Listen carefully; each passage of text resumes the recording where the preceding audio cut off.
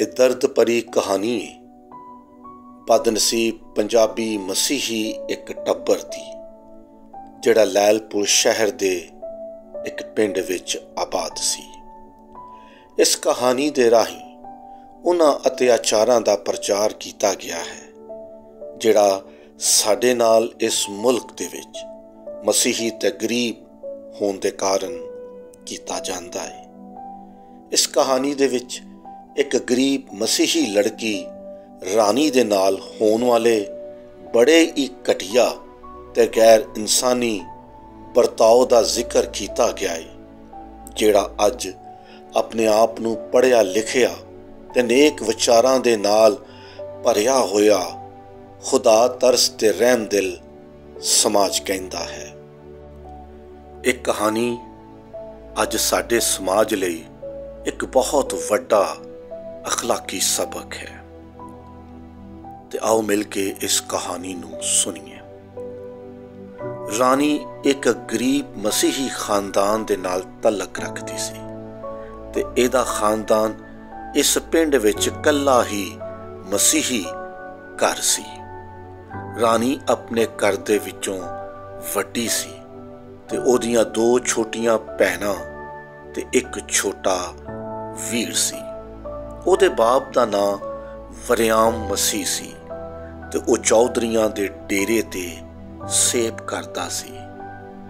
ਰਾਣੀ ਦੀ ਮਾਂ ਕਈ ਵਰ੍ਹਿਆਂ ਤੋਂ ਬਿਮਾਰ ਸੀ ਤੇ ਆਪਣੀ ਘਰਵਾਲੀ ਦੀ ਬਿਮਾਰੀ ਨਾਲ ਲੜਦਿਆਂ ਤੇ ਸੇਬ ਦਾ ਭਾਰੀ ਕੰਮ ਕਰਦਿਆਂ ਵਰਿਆਮ ਮਸੀਹ ਦੀ ਹਿੰਮਤ ਵੀ ਹੁਣ ਜਵਾਬ ਦਿੰਦੀ ਜਾ ਰਹੀ ਸੀ। ਲਿਹਾਜ਼ਾ ਆਪਣੀ ਬਿਮਾਰ ਮਾਂ ਦਾ ਭਾਰ ਚੁੱਕਣ ਤੇ ਆਪਣੇ ਬੁੱਢੇ ਬਾਪ ਦਾ ਸਹਾਰਾ ਬਣਨ ਲਈ ਰਾਣੀ ਤੇ ਉਹਦੀ ਛੋਟੀ ਭੈਣ ਨੇ ਚੌਧਰੀਆਂ ਦੇ ਘਰ ਕੰਮ ਕਰਨਾ ਸ਼ੁਰੂ ਕਰ ਦਿੱਤਾ। ਰਾਣੀ ਦੀ ਉਮਰ 17 ਸਾਲ ਦੇ ਲਗਭਗ ਤੇ ਉਹਦੀ ਛੋਟੀ ਭੈਣ ਦੀ ਉਮਰ 15 ਸਾਲ ਸੀ।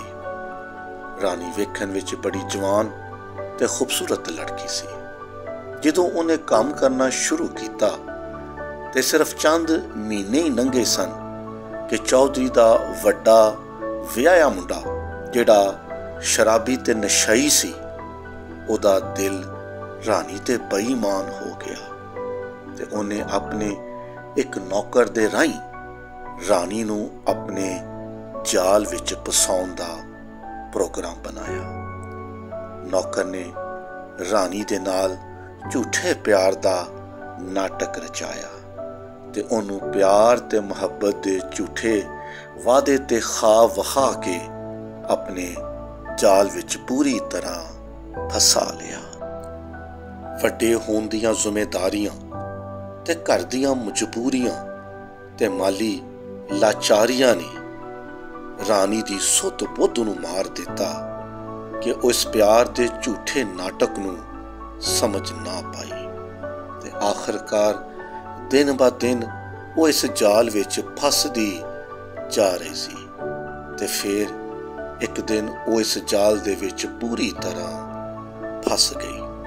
ਚੌਧਰੀ ਦਾ ਵਿਆਹਿਆ ਮੁੰਡਾ ਤੇ ਉਹਦਾ ਨੌਕਰ ਸ਼ਰਾਬ ਪੀ ਕੇ ਰੋਜ਼ ਰਾਣੀ ਦੇ ਨਾਲ ਜ਼ਬਰਦਸਤੀ ਕਰਦੇ ਤੇ ਉਹਦੀ ਇੱਜ਼ਤ ਨੂੰ ਬੇਆਬਰੂ ਕਰਦੇ ਰਹੇ। ਰਾਣੀ ਆਪਣੇ ਬੁੱਢੇ ਪਿਓ ਤੇ ਆਪਣੀ ਬਿਮਾਰ ਮਾਂ ਦਾ ਖਿਆਲ ਆਪਣੇ ਦਿਲ ਵਿੱਚ ਰੱਖਦਿਆਂ ਇਸ ਦਰਿੰਦਗੀ ਨੂੰ ਕਈ ਦਿਨਾਂ ਤੱਕ ਬਰਦਾਸ਼ਤ ਕਰਦੀ ਰਹੀ। ਰਾਣੀ ਦੀ ਮੰਗਣੀ ਉਹਦੇ ਮਾਮੇ ਦੇ ਮੁੰਡੇ ਦੇ ਨਾਲ ਤੈਅ ਹੋ ਗਈ ਸੀ ਤੇ ਉਹਦਾ ਮਾਂ ਪਿਓ ਹੁਣ ਬੜੀ ਜਲਦੀ ਉਹਦਾ ਵਿਆਹ ਕਰਨ ਵਾਲੇ ਸਨ।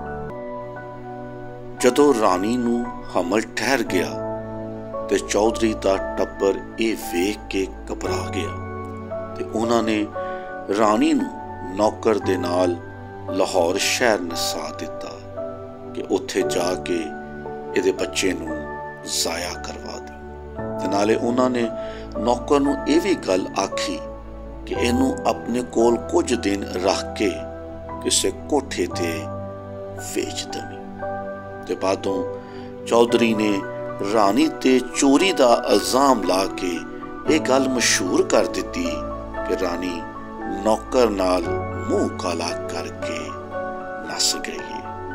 ਰਾਣੀ ਨੇ ਇਹ ਗੱਲ ਵੱਡੇ ਚੌਧਰੀ ਸਾਹਿਬ ਨੂੰ ਕਈ ਵਾਰੀ ਦੱਸਣ ਦੀ ਕੋਸ਼ਿਸ਼ ਕੀਤੀ, ਪਰ ਉਹਨਾਂ ਦੇ ਕਰਜ਼ ਦਾ ਭਾਰ ਰਾਣੀ ਦੀ ਇੱਜ਼ਤ ਨਾਲੋਂ ਕਿਤੇ ਭਾਰਾ ਸੀ।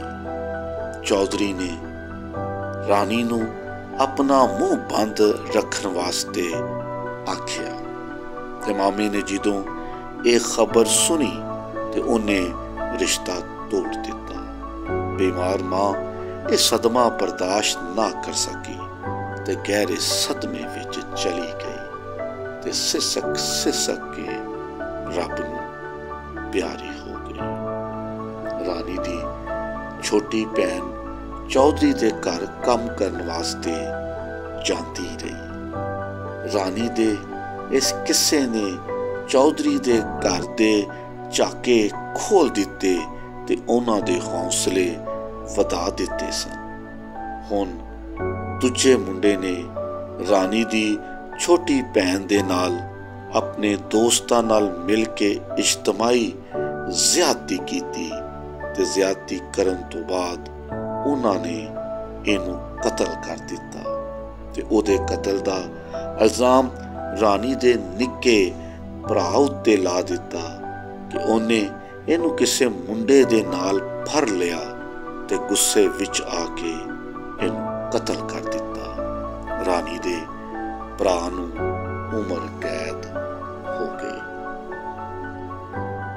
ਪੁਲਿਸ ਨੇ ਮਾਰ ਕੇ ਰਾਣੀ ਦੇ ਛੋਟੇ ਭਰਾ ਦਾ ਬੁਰਾ ਹਾਲ ਕਰ ਦਿੱਤਾ ਤੇ ਉਹਨੂੰ ਹਮੇਸ਼ਾ ਲਈ ਅਪਾਹਜ ਕਰ ਦਿੱਤਾ। ਪਰ ਉਹ ਗਰੀਬ ਵੀ ਜ਼ਖਮਾਂ ਦੀ ਤਾਬ ਨਾ ਲਿਆਉਂਦਿਆਂ ਕੁਝ ਦਿਨਾਂ ਬਾਅਦ ਰੱਬ ਨੂੰ ਪਿਆਰਾ ਹੋ ਗਿਆ। ਵਰਿਆਮ ਮਸੀਹ ਦਾ ਹੱਸਦਾ ਵਸਦਾ ਘਰ ਉਜੜ ਗਿਆ। ਪਿੰਡ ਦਾ ਕੋਈ ਵੀ ਇੱਜ਼ਤਦਾਰ ਤੇ ਗੈਰਤਮੰਦ ਸ਼ਖਸ ਇਸ ਜ਼ੁਲਮ ਤੇ ਜ਼ਿਆਦਤੀ ਨੂੰ ਰੋਕਣ ਲਈ ਤੇ ਵਰਿਆਮ ਮਸੀਹ ਨੂੰ ਇਨਸਾਫ ਦਿਵਾਉਣ ਲਈ ਇੱਕ ਘੜੀ ਵੀ ਉਹਦੇ ਨਾਲ ਖਲੋ ਨਾ ਸਕਿਆ। ਵਰਿਆਮ ਮਸੀਹ ਦੇ ਦੋ ਕਸੂਰ ਸਨ, ਇੱਕ ਉਹ ਮਸੀਹੀ ਤੇ ਦੂਜਾ ਗਰੀਬ ਸੀ। ਕੁਝ ਦਿਨਾਂ ਬਾਅਦ ਥਾਣਿਓਂ ਦੋ ਮੁਲਾਜ਼ਮ ਵਰਿਆਮ ਮਸੀਹ ਦੇ ਘਰ ਆਏ ਕਿ ਤੁਹਾਡੀ ਕੁੜੀ ਲਾਹੌਰ ਕਿਸੇ ਕੋਠੇ ਤੇ ਫੜੀ ਗਈ ਏ ਤੇ ਥਾਣੇ ਆ ਕੇ ਉਹਦੀ ਪਛਾਣ ਕਰਕੇ ਉਹਨੂੰ ਘਰ ਲੈ ਜਾਓ। ਹੁਣ ਕੱਲੀ ਰਾਣੀ ਹੀ ਵਰਿਆਮ ਮਸੀਹ ਦੇ ਘਰੋਂ ਰਹਿ ਗਈ ਸੀ। ਵਰਿਆਮ ਮਸੀਹ ਨਾ ਚਾਹੁੰਦੇ ਹੋਇਆਂ ਵੀ ਆਪਣੀ ਧੀ ਰਾਣੀ ਨੂੰ ਮਿਲਣ ਲਈ ਥਾਣੇ ਪਹੁੰਚ ਗਿਆ। ਰਾਣੀ ਨੇ ਰੋ ਕੇ ਆਪਣੇ ਬਾਪ ਨੂੰ ਵਾਪਸ ਘਰ ਜਾਣ ਵਾਸਤੇ ਆਖਿਆ ਤੇ ਨਾਲੇ ਆਪਣੀ ਸਫਾਈ ਵੀ ਉਹ ਪੇਸ਼ ਕਰਦੀ ਰਹੀ। ਉਹ ਚੀਖ ਕੇ ਆਖਦੀ ਰਹੀ ਕਿ ਅੱਬੂ ਜੀ ਮੈਨੂੰ ਘਰ ਲੈ ਜਾਵੋ, ਮੈਂ ਇੱਥੇ ਨਹੀਂ ਰਹਿਣਾ। ਅੱਬੂ ਜੀ ਮੈਨੂੰ ਘਰ ਲੈ ਜਾਵੋ। ਪਰ ਵਰਿਆਮ ਮਸੀਹ ਨੇ ਆਪਣੀ ਧੀ ਦੀ ਇੱਕ ਨਾ ਸੁਣੀ ਤੇ ਉਹਨੂੰ ਹੀ ਬੁਰਾ ਭਲਾ ਕਹਿ ਕੇ ਘਰ ਵਾਪਸ ਆ ਗਿਆ ਤੇ ਜਾਂਦਾ ਥਾਣੇ 'ਚ ਇਹ ਕਹਿਆ ਕਿ ਨਾ ਇਹ ਮੇਰੀ ਧੀ ਏ ਤੇ ਨਾ ਹੀ ਮੇਰੀ ਇਹ ਕੁਝ ਲੱਗਦੀ ਏ, ਮੇਰਾ ਇਹਦੇ ਨਾਲ ਕੋਈ ਰਿਸ਼ਤਾ ਨਹੀਂ ਤੇ ਮੈਂ ਇਹਨੂੰ ਨਹੀਂ ਜਾਣਦਾ। ਰਾਣੀ ਦੀ ਇਹ ਨਿੱਕੀ ਜਿਹੀ ਭੁੱਲ ਉਹਨੂੰ ਕੋਸੋਂ ਦੂਰ ਲੈ ਗਈ ਸੀ। ਉਹਦੀ ਇਹ ਭੁੱਲ ਉਸ ਕੈਂਚੀ ਦੀ ਮਾਨਸ ਸੀ ਜਿਹਨੇ ਸਾਰੇ ਰਿਸ਼ਤਿਆਂ ਨੂੰ ਕੱਟ ਵੱਢ ਕੇ ਸੁੱਟ ਦਿੱਤਾ। ਵਰਿਆਮ ਮਸੀਹ ਆਪਣੀ ਧੀ ਨੂੰ ਆਪਣੇ ਹੱਥੀਂ ਇਹਨਾਂ ਹੈਵਾਨਾਂ ਦੇ ਰਹਿਮੋ ਕਰਮ ਤੇ ਛੱਡ ਆਇਆ। ਉਹਨੇ ਆਪਣੀ ਧੀ ਨੂੰ ਲਾਵਾਰਿਸ ਕਰਕੇ ਸੁੱਟ ਦਿੱਤਾ। ਥਾਣੇਦਾਰ ਨੇ ਜਾਣ ਬੁੱਝ ਕੇ ਇਹਦਾ ਚਲਾਨ ਨਾ ਕੱਟਿਆ क्योंकि इनू कुछ दिन थाने विच रखिया जाए।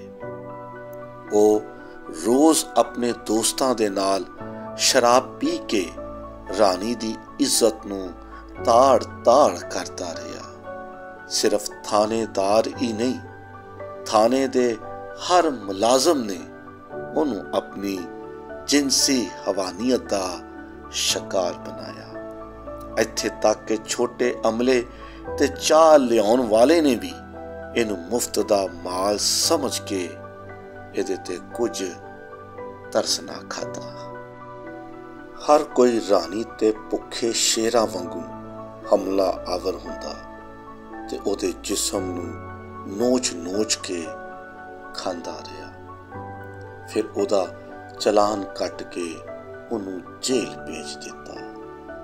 उत्थे भी उन्होंने वंडी दी चीज समझ के हवानियत का शिकार बनाया गया। किसी ने भी इस रानी ते इस धी ते पूरा तरस ते रहम नहीं खाता ते ना ही कोई उहदा हमदर्द बनिया जिहड़ा उहदे दुखां नूं समझ पांदा ते उन्हां ते मरम रख सकदा। जमाने दियां ठोकरां ते घरां दे गमां ने रानी दे ज़हनी तवाज़न नूं खराब कर दिता। वो कुछ दिन इसे हालत च जिंदा रही ते फिर आखिरकार एक दिन उहदी जिंदगी दा ये बदकिस्मत चराग बुझ गया। बिलाखिर रानी नूं लवारस ते बेआसरा लाश समझ के दफना दिता गया। कोई भी रानी दी मौत ते रोन पिटन ते आंसू बहान वाला नहीं सी। इस रानी दा कसूर की सी कि मसीही ते गरीब होना कोई जुर्म है? यह अपाहज माशरा इस बेटी ते इस औरत दे सर नूं क्यों ना कज सकिया? अज रानी वर्गियां लखां धीआं इसे जिनसी हवानियत ते जनूनीयत का शिकार है। रानी दी ये सारी हालत ओदी ज़हनी लाचारगी ते ओदी रूह ते होण वाले इन्हां सारियां अत्याचारां ते ओदी भयानक मौत दा जिम्मेदार कौन सी? कि चौधरी दा सारा टब्बर, ओदा नौकर, या रानी दा ओ गरीब बाप जिन्हें अपनी धी नूं अपनाउण तो इनकार कर दिता सी, या पुलिस दा ओ सारा अमला जिन्हें रानी ते पूरा तरस ना खाता? यकीनन मैं समझदा हाँ कि ये सारे लोग जिम्मेदार ने, पर इन्हां नालों सब तो ज्यादा सजा दे लायक ये बेहिस ते कमजोर माशरा ते समाज है जेड़ा बेबसी दी तस्वीर बनिया ये सारा कुछ वेखदा रहा। अज हमेशा इंसान दी माशी ते माली हालत नूं वेख के उन्होंने अपनाया जाता है ते ओदी इज्जत दा इज्जत समझिया जाता है। गरीब कमजोर ते माड़े दी इज्जत दा अज कोई रखवाला नहीं ते ना ही ओदी इज्जत नूं कोई अपनी इज्जत समझदा है। समाजी जातां दी उच नीच ने, रुपए पैसे दी चमक ते धर्मां दी वंड ने अज इंसान नूं इंसान कोलों वख कर दिता है ते हुण सांझियां इज्जतां दा सारा परंपार मुक गया है। माड़े दी इज्जत अज मेरी इज्जत नहीं रही। वो पंजाबी जेड़े गैरां दियां इज्जतां दे रखवाले सन अज सिर्फ अपनियां इज्जतां ही संभाले बैठे ने। रानी दी ये जिल्लतनाक मौत मापियां लई भी एक सबक है कि अपने धीआं पुत्रां दियां निक्कियां निक्कियां गलतियां ते कदी भी सख्त दिल ना बनीए, बल्कि अपने अंदर माफ करन दा जज्बा ते हौसला जरूर पैदा करिए। कदी भी किसी नूं भी ਉਹਦੇ ਕੰਮ ਦੇ ਕਾਰਨ ਘਟੀਆ ਤੇ ਨੀਚ ਨਾ ਸਮਝੀਏ, ਬਲਕਿ ਸਾਡੇ ਹੇਠਾਂ ਤੇ ਸਾਡੇ ਘਰਾਂ ਵਿੱਚ ਨਿੱਕੇ ਨਿੱਕੇ ਕੰਮ ਕਰਨ ਵਾਲਿਆਂ ਦੀ ਵੀ ਇੱਜ਼ਤ ਇਹ ਜਾਣ ਕੇ ਕਰੀਏ ਕਿ ਇਹ ਵੀ ਸਾਡੇ ਵਾਂਗੂ ਇਨਸਾਨ ਹੈ। ਉਹਨਾਂ ਦੇ ਨਾਲ ਚੰਗਾ ਸਲੂਕ ਕਰੀਏ, ਉਹਨਾਂ ਦੀ ਇੱਜ਼ਤ ਕਰੀਏ ਤੇ ਉਹਨਾਂ ਦੀਆਂ ਜ਼ਰੂਰਤਾਂ ਦਾ ਖਿਆਲ ਰੱਖੀਏ। ਅਗਰ ਉਹਨਾਂ ਦੀ ਇੱਜ਼ਤ ਕਰਾਂਗੇ ਤੇ ਰੱਬ ਦੀ ਨਿਗਾਹ 'ਚ ਅਸੀਂ ਵੀ ਜ਼ਰੂਰ ਇੱਜ਼ਤ ਪਾਵਾਂਗੇ।